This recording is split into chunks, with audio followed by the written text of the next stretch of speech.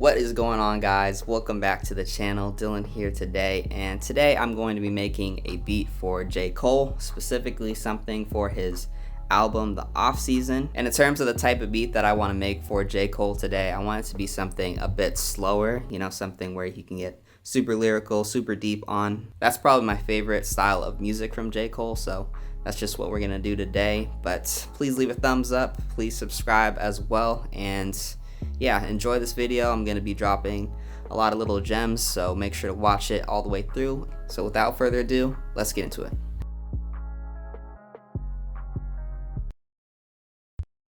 Alright, so to get started with this beat, I'm actually going to use a sample. J. Cole uses lots of samples in his beats, and so I have this choir one pulled up that I got from Splice. And so here's what it sounds.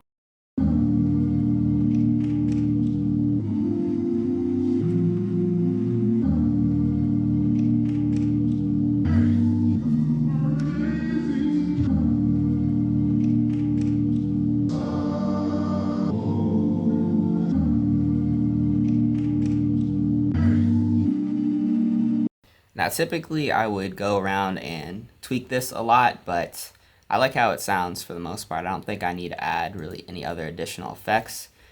What I'm going to do though is pitch it up and down in certain parts and kind of chop it up a little bit. And when I say a little bit, I mean that's probably about it. Get started, rather than kind of work through my channel rack right here, which I usually do, I'll have like all my instruments right here and everything like that, and add my melodies, and then I'll break it out and kind of build a song. I've been trying to do personally lately is kind of build my song piece by piece, so like building it as I go, so at the end I don't have to arrange it and I can kind of see better if it's gonna flow into each other rather than just hoping it is. So basically what I did right here is I added a bunch of colors just so I know which is which. But basically what I did is, this is the original choir sample right here, and it actually extends right there, but the first part is a bit different than the second part, and so what I did was I just chopped that in half and then made it unique so I could kind of play around with it, which is just right here. And then in addition to that, I took both of these right here, so the first part of the original sample and the second part, and I just pitched them up an octave, and I'm just going to use that throughout the beat to kind of add some variation here as well. So let me just start with the intro. I think I want to start with the choir moving up a bit higher and then going to the second half of the choir. So right now I'm just going to arrange it. This will be the intro right here.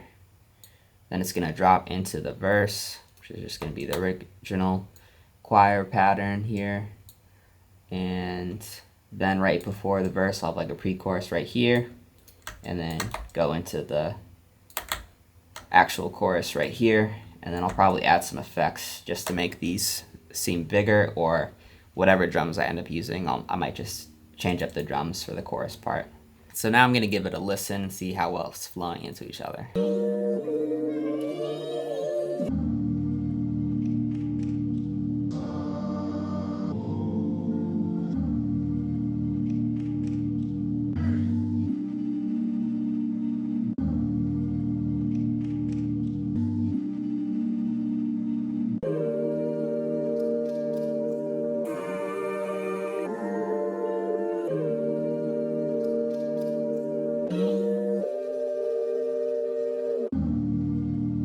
Okay, so I like how it's flowing together. I definitely want the drums to kick in right here.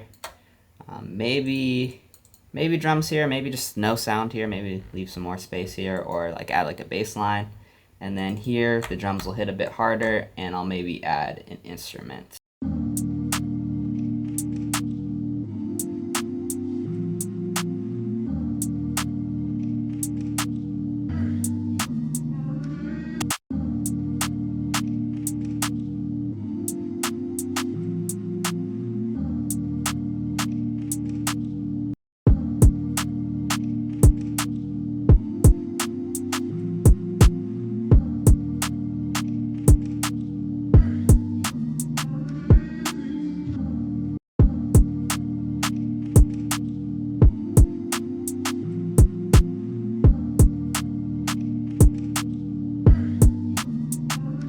Have that speed up a little bit, add another hi-hat here.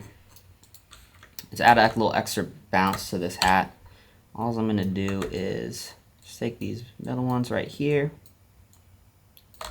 bring them down just like probably like that much.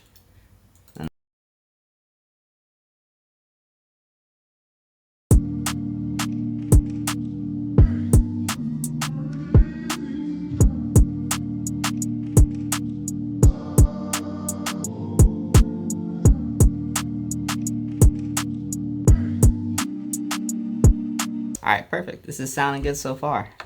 So since I'm using a sample, one of like the hardest parts is actually to find the root note, like what root note should you actually use.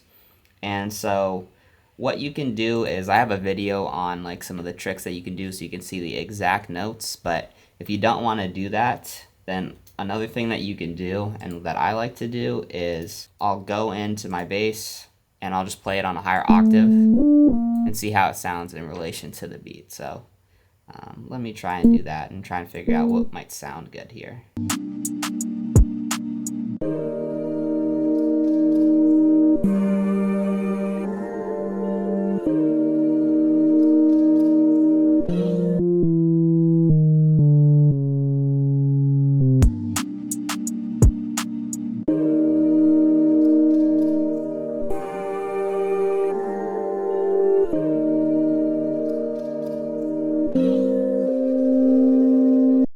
Let's see how this actually sounds.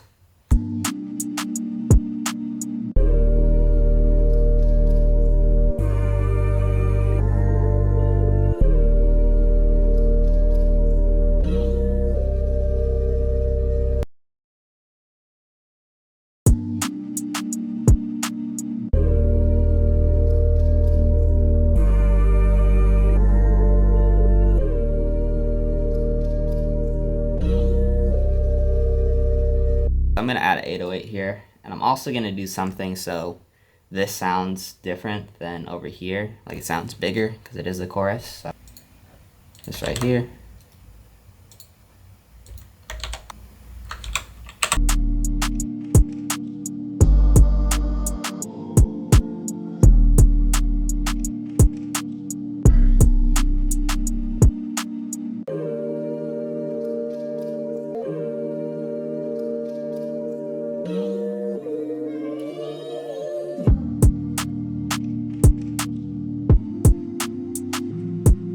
Alright, so I've added a few things to this beat. First thing I did was I changed up this 808 a little bit. So versus just hitting once, it hits multiple times.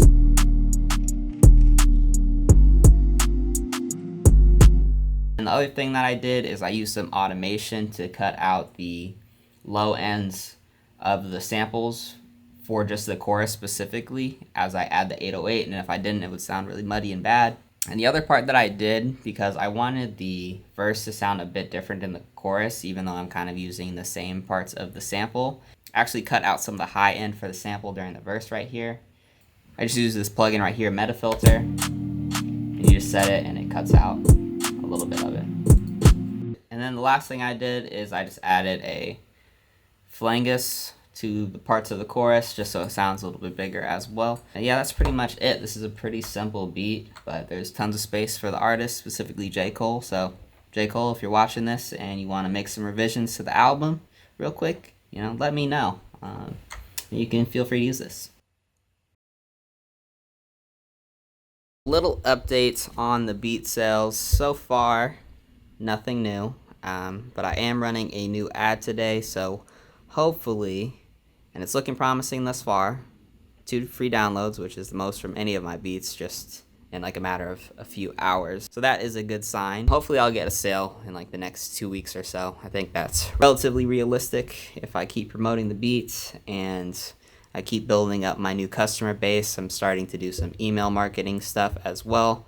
I'll do a video on that when I have a better grasp of it. In addition to that, I think I'm going to create a second channel for my beats. 1, so you guys can listen to them, and 2, I think YouTube might be a bit of a better way to promote them, as the beats just don't die once you play them on there. There's actually an opportunity for random people to kind of find your beats, where on BeatStars it's a bit less likely, in my opinion. So gonna do that, but because I am moving in less than 2 weeks, I definitely don't have time to do that. And right now I should actually be packing. So I'm gonna go and do that. But 2 weeks from now, I'm gonna start a YouTube page. Obviously, I will be transparent with you guys and keep you up to date on the things that I'm doing to kind of grow my beats page, and if that results in more sales or just sales in general. So yeah, stay tuned for that.